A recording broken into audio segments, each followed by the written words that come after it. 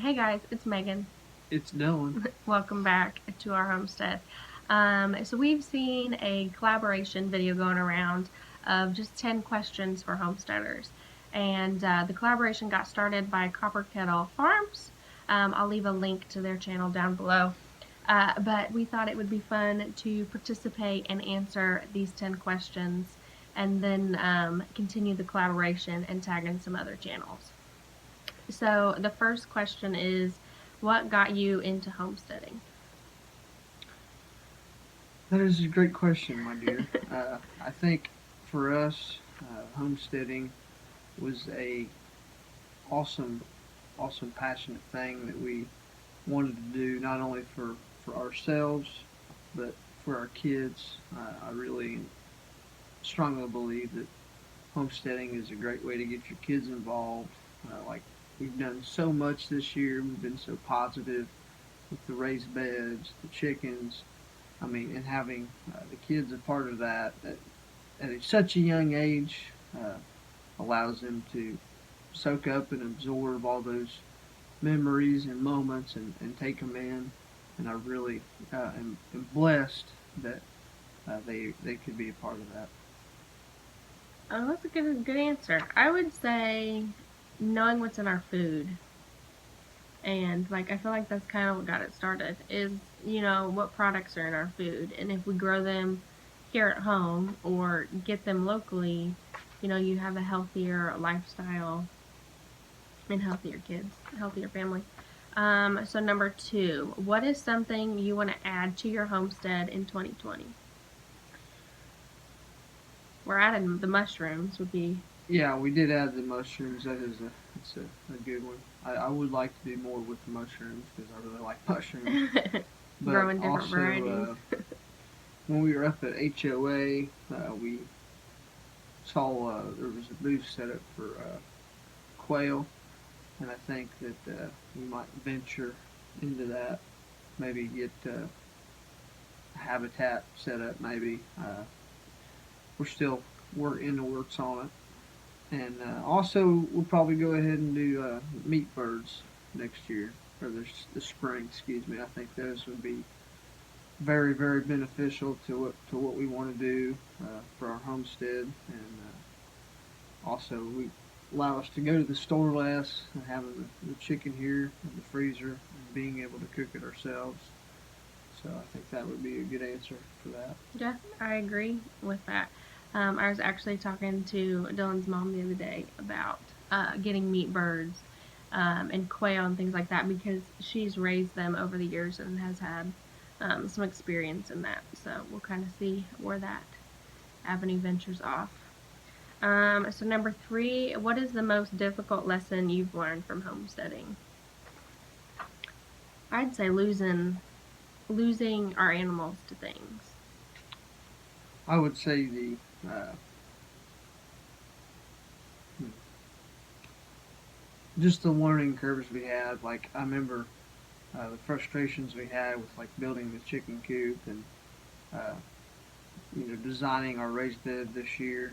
It was definitely a challenge, but I think really all in all, what you take out of it can really set the tone for next year, and it motivates you to just want to do so much more to improve your homestead.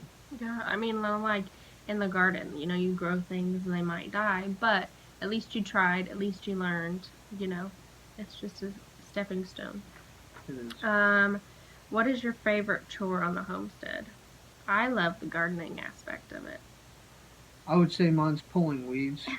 I figured you'd say building Uh, or yes, mowing. building is my biggest thing too, but there's nothing like pulling a whole bunch of weeds, throwing them back out in the yard. It's a good feeling.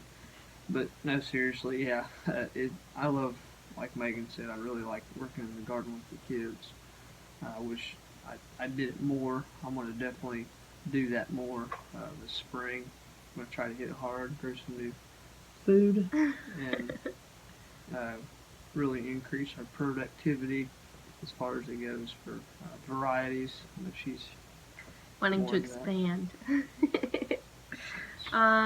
What is your favorite thing to grow? That's an easy one for me. Cayenne peppers. it's a love-hate relationship. I mean, I'll be fully honest with you guys. They taste so good, but yet they get me every time. Yeah, he got me what is it, a pressure cooker? One of those instant pots for my birthday, and I made beef stew for the first time with it in it, and it was like amazing how it was all cooked so tenderly, like everything melted in your mouth, and it only cooked for like 35 minutes. But like I looked over at him and I was like, "You all right?" He had sweat and he had dumped he had dumped cayenne on his It was too much. his soup. Oh my! But yeah, he has a love relationship. Favorite thing to grow? I'd say like everything. I love the flowers. I love learning about the companion planting. Um, and just growing all the different varieties. And you plant one thing with the expectation of it looking one way, and it looks can be something totally different. So that's kind of what I enjoy. What do you love most about the homesteading community? That's an easy one for me. The bonds or relationships with the people that you meet along the way, especially like going to HOA this year. We really got more motivated than ever, and the people that we came across were Mm-hmm. so awesome, so fantastic to talk to and share thoughts and ideas and how to do things. And it's really awesome to see everything that they do for their homestead. Yeah, I mean, I would agree with that. I mean, it is such an amazing community. If you need help with something or advice with something, like there's somebody that has probably gone through the same thing and has experienced that and has advice for that. And like everybody's so open and accepting and supportive. Like the support is just amazing in this community. Number 7. What is your favorite meal that you make? I'll have to say that the investment in the pressure cooker, the Instapot, was phenomenal. But I've always loved beef stew and the And it has to be wonderful. eaten with a fork. You don't eat beef stew with a spoon. Yeah, that is. Sorry for those out there that eat spoon with chili and He any uses a kind of fork. soup. I use a fork. I just, Leaves all the juicy bits. I do like juices. I don't eat them all the time. Should probably say that I don't, but I really do. But I just like the bites. But Yeah. anyway, beef stew was my top favorite food. I have to say, I figured you'd especially. say your hamburgers. I do like hamburgers, but He dumps that cayenne all over that it. beef stew hit me pretty good Really the other did. night. It was really good. It was just the melty sensation in your mouth, the flavors. It just was a Really good. sensation. I really enjoy carbohydrates. So like homemade macaroni and cheese and the creamy and the cheese. I love some homemade macaroni and cheese. Um, what's your favorite holiday? I would probably say mine would be Thanksgiving. I really love pumpkin pie. Just being honest. Uh, but Thanksgiving for me is awesome because you're there with your family members. You're reaching out. You're getting together, and there's lots of food to stuff yourself with. Lots of good treats. Multiple sugar doses for the kids. That way they won't go to sleep till about 2 in the morning. But really, Thanksgiving is my favorite. Yeah, he does put away some pumpkin pie. I rounded the corner at his mom's. What'd you do? You had like 3 slices on your plate. Yeah, my record Just is. stacked with whipped cream. Yeah, I love me some whipped cream. Or Cool Whip. A Whatever. Cool Whip, yes. Oh man, yeah. I really like pumpkin pie. I do. I would say I love Christmas. I love everything about Christmas. I love Christmas music, the decorations. I was ready right after Halloween to put the tree up.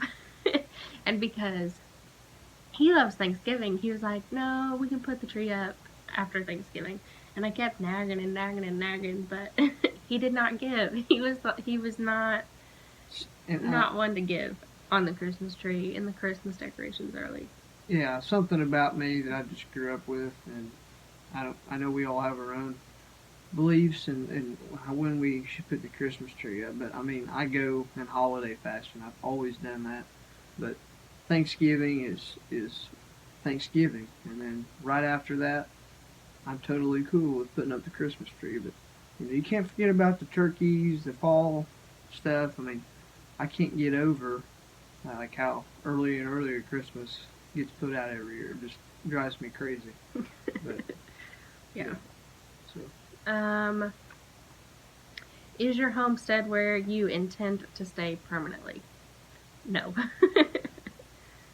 no, it is not. We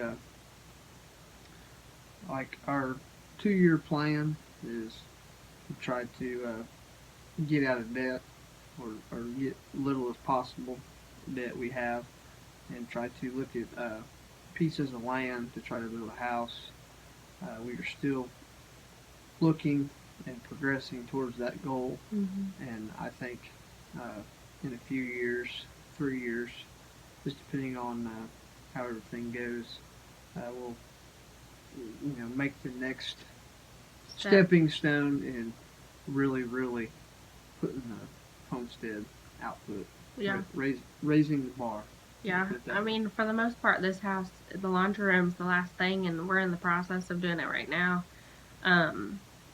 But then, I mean, we've talked about renting this house out and, taking the next step. So Yeah. we'll kind of see, but this place is definitely not our forever homestead. And then the last question is, what homesteading channels do you follow or enjoy and learn from? You like the haulers. I do like the haulers. I got to give a shout out to them. He was so excited some incredible people. when he met him at HOA. Yeah, when we met him at HOA, I was telling her I went to get something to eat, and I was like, "Oh, that's the haulers." So I got kind of excited seeing them. Of course, they had a line like a mile long for other people besides me. But I just think what they're doing is pretty incredible. It takes a lot of mental and physical motivation to keep at it and keep doing that. And I think they're doing a fantastic job. I would say, I don't know, I feel like I'm the watcher of channels. But like there's a number of channels that I watch. Roots and Refuge would be a main one. But like, I don't know, there's so many that I watch and try to keep up with, but like, I mean, you guys I'm sure know. It's hard to keep up with everybody. Like, you might miss a video of one channel one week and then you catch another video the next week. Like, it's just trying to keep up with everybody. We enjoy Mark and Sarah over there at Overlook Valley Homestead, K&A's Family Homestead. There's several of you guys. Yeah, I wanted to give also a shout out to Bumble and Acres. We finally met them a few weeks ago, and they're awesome people, and we're going to try to continue to grow our relationship with them and work on each other's homestead, hopefully this spring, and ideas and brainstorming. We joke, we met at HOA, so we had to travel all the way to Virginia to meet Deb and Joe over there at Bumble and Acres. But yeah, I mean, there's several channels. Providence, Farmstead, like there's several of you guys that are great and that we watch every week. But so it is kind of the end of the video, and we've answered these 10 questions. I caught these 10 questions from Southern Blessed Homestead. I'll leave a link to their channel down below. They're a great channel as well. But then we want to tag a couple of channels. So Wallis Family Homestead is a new channel, upcoming channel. I met Amanda on Instagram, I believe, and we've just kind of chatted back and forth and become good friends. So I'm going to tag them into this video and see what their 10 question and answers are. And then I'd like to tag Kim over at Unpolished Gardens. She is an Indiana, I believe, local. So she's a little south from us. So those are the channels that we would like to tag to continue on in this collaboration. And then I know that they will continue on with some other really great channels. So thanks for joining us today, guys. Yes, thank you very much, and God bless from Wolterman Homestead. Bye, guys. God bless.